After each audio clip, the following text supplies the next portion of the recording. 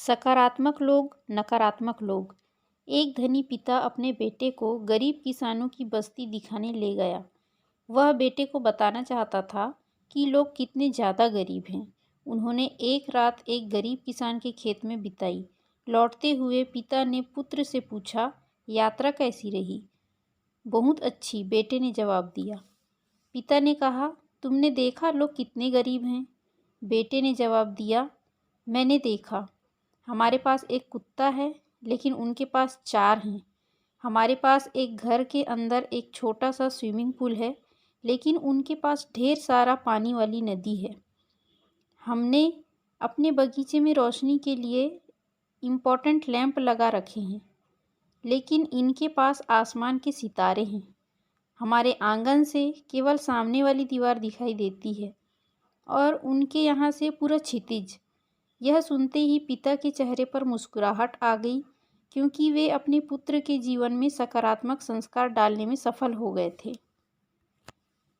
प्रसिद्ध विचारक शेक्सपियर ने कहा भी है कि कोई वस्तु अच्छी या बुरी नहीं होती, परंतु हम उसके बारे में जैसा सोचते हैं वह वैसी हो जाती है। मैं जब छोटा था, अपने मामा जी के यहाँ गर्मियों की छुट्टियों में 1 माह के लिए जाया करता था। वहाँ ढेर सारी व्यक्तित्व विकास की किताबें पढ़ने को मिलती थी। दुनिया के प्रख्यात विचारकों को जब मैं सकारात्मक सोच और नज़रिए जैसे विषयों पर पढ़ता था, तो वह मुझे समय की बर्बादी लगता था।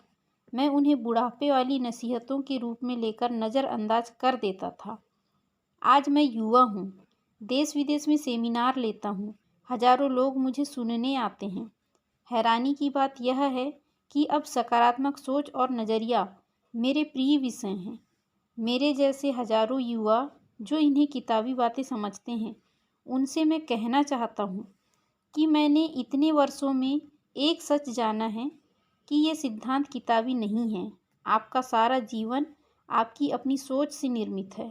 आप जैसा सोचते हैं वैसा कार्य करते हैं, और जैसा कार्य करते हैं वैसा फल पाते हैं। दिमाग एक उपजाऊ भूमि है, दोनों ही फसलों की उसमें ज़बरदस्त पैदावार होगी। यह आप पर निर्भर है, आप बीज सकारात्मक विचारों के बोते हैं या नकारात्मक विचारों के। आप अपने आसपास के लोगों को देखिए।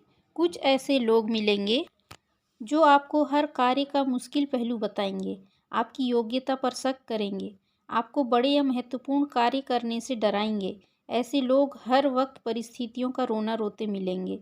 ऐसे नकारात्मक लोग अपनी नकारात्मक सोच के साथ गाजर घास की तरह दुनिया में फैल गए हैं।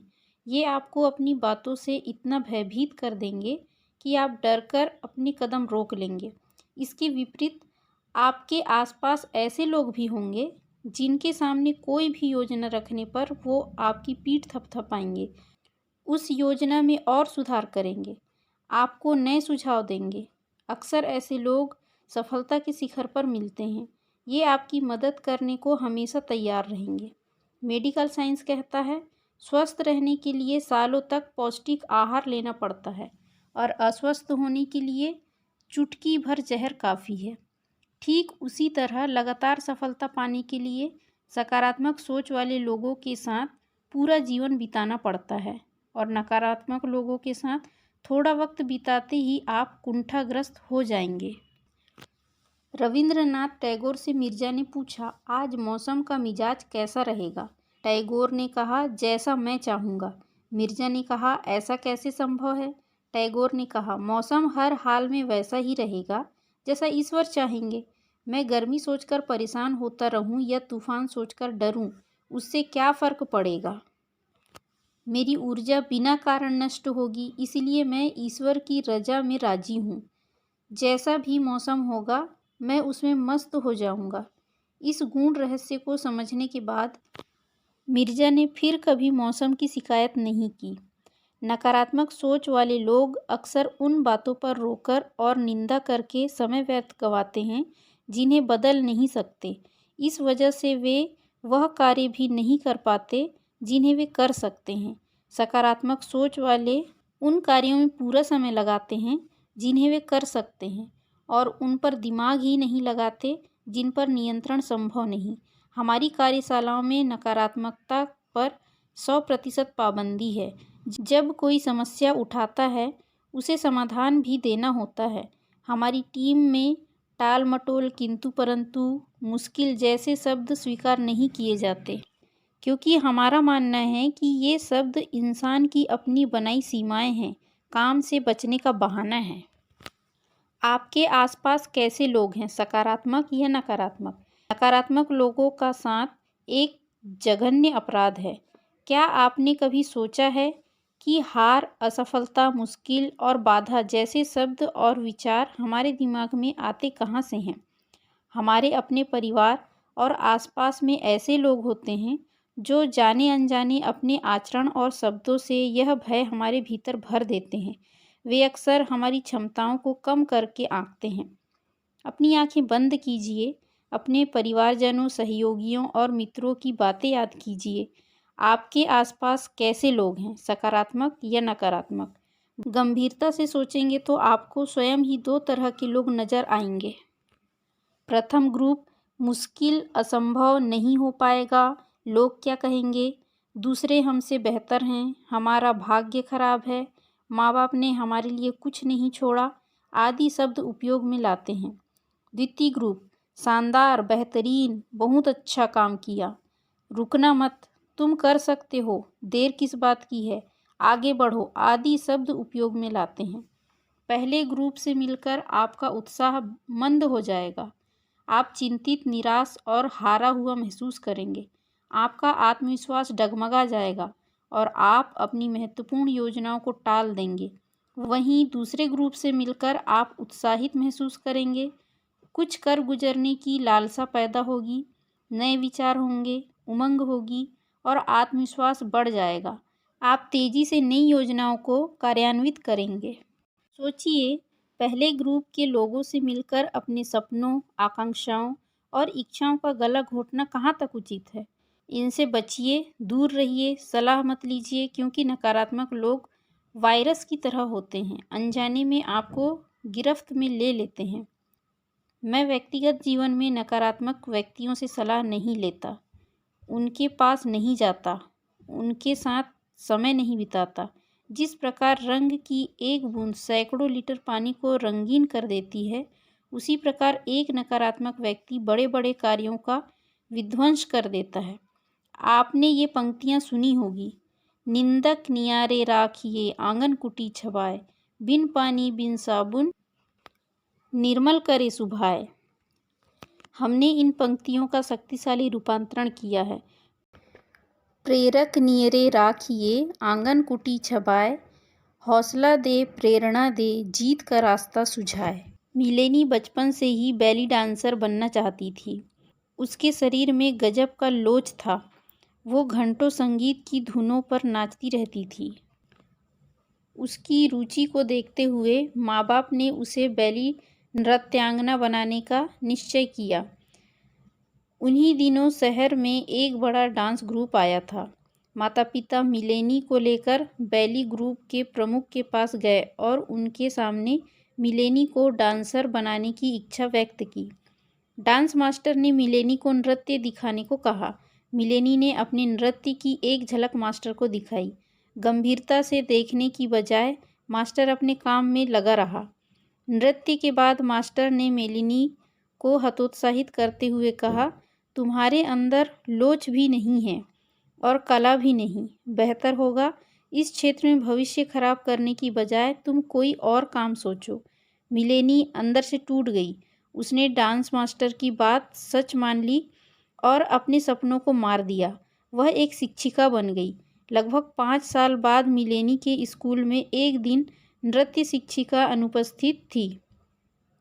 मिलेनी को बच्चों को संभालने की जिम्मेदारी दी गई। मिलेनी यूं ही उन बच्चों को नृत्य सिखाने लगी। अचानक नृत्य शिक्षिका आई। उसने दरवाजे से मिलेनी को देखा। वो उसकी कला देखकर आश्चर्यचकित रह गई। उसने मिलेनी से कहा, तुममें देश की सर्वश्रेष्ठ नृत्यांगना बनने के गुण हैं। मिलेनी को सहसा विश्वास नहीं हुआ। नृत्य शिक्षिका मिलेनी को अपने डांस मास्टर के पास ले गई और उसके बाद जो हुआ वह सारी दुनिया को मालूम है। मिलेनी दुनिया की सर्वश्रेष्ठ बैली नृत्यांगनाओं में गिनी गई। एक नकारात्मक डांस मास्टर ने मिलेनी की अद्भुत प्रतिभा को 15 वर्ष तक दुनिया के सामने नहीं आने दिया और दूसरे सकारात्मक डांस मास्टर ने उसे प्रख्यात डांसर बना दिया। क्या आप चाहते हैं ऐसा ही कोई नकारात्मक व्यक्ति आपकी उम्मीदों, आकांक्षाओं और सपनों को तोड़ दे? अपने जीवन को ऐसे हाथों में मत सौंपिए जो आपको नीचे ले जाए और हीन महसूस कराए। गर्व जरूरी है, अहंकार और दिखावा नहीं। अक्सर उपलब्धियां हासिल करके जब हम सफलता की सीढ़ियों पर चढ़ते हैं तो मन में गर्व का भाव आ जाता है और हम खुद को श्रेष्ठ महसूस करते हैं। आखिर क्यों न हो, उपलब्धि और सफलता पर गर्व तो होना ही चाहिए। यदि यही गर्व धीरे धीरे अहंकार में बदल जाए तो फिर समस्या खड़ी हो जाती है। यह अहंकार हमसे ऐसे ऐसे कार्य करवाता है कि जिन सीढ़ियों से धीरे धीरे चढ़कर हम सफल हुए, उन्हीं सीढ़ियों से तेजी से नीचे आकर असफलता मिलती है। इसी अहंकार की वजह से हम दूसरों को चोट पहुंचाते हैं, अपनी उपलब्धियों का दिखावा करते हैं और दूसरों को छोटा महसूस कराते हैं। यह अहंकार सफलता का घोर शत्रु है और इसने दुनिया के बड़े बड़े लोगों को नहीं छोड़ा। रावण जैसा महाबलशाली और परम ज्ञानी भी इस अहंकार का शिकार हो गया था। उसे अपनी अथाह ताकत पर गुरूर हो गया था। उसे विश्वास था कि तीनों लोकों में उसे कोई परास्त नहीं कर सकता। कहते हैं, एक ज्योतिषी ने रावण से कहा कि शनि की दृष्टि की वजह से तुम्हारा पतन होगा। रावण ठहाका लगाकर हंसा और अगले ही दिन शनि को बुलवाया। दरबार में सबके बीच में सिंहासन पर बैठकर शनि को अपने पैरों के नीचे लिटाया और उसकी पीठ पर पैर रखकर बैठने लगा। मद में चूर रावण सबको दिखाना चाहता था कि वह शनि को भी पैरों तले रख सकता है।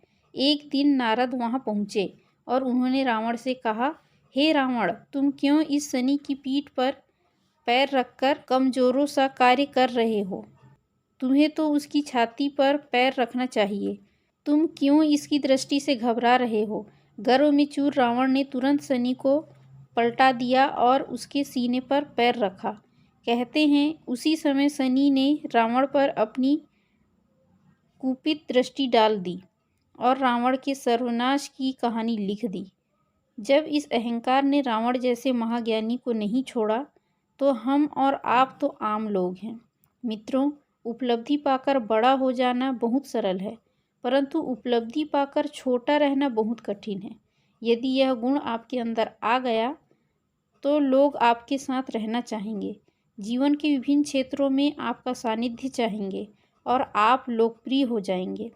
ठीक इसी तरह अक्सर हैसियत न होने पर भी लोग बड़े होने का दिखावा करते हैं।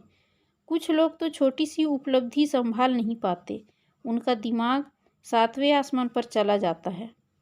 एक युवा की एक अच्छी कंपनी में नौकरी लगी। कंपनी ने एक शानदार ऑफिस दिया।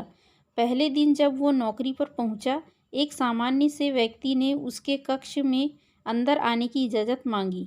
वह चाहता तो तुरंत अंदर आने को कह सकता था, परंतु युवा ने उसे आधे घंटे तक इंतजार कराया। जब वो व्यक्ति अंदर आया तो युवा ने उसके सामने टेलीफोन पर बात शुरू कर दी।